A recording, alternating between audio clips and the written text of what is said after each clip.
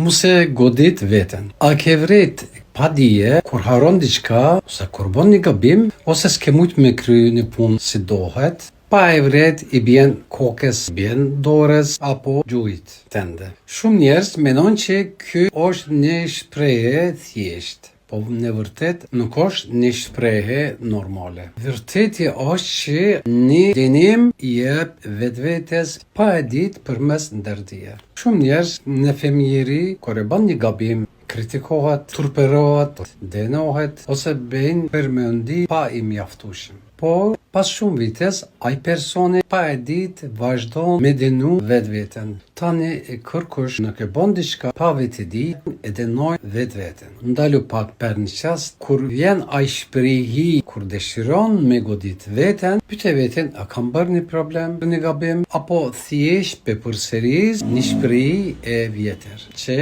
e kam mësu në fëmijëri. Nganjëherë plagat më të rëndë nuk janë goditet që na i dhanë të tjerët, por ata që me vite të tjera ja jepim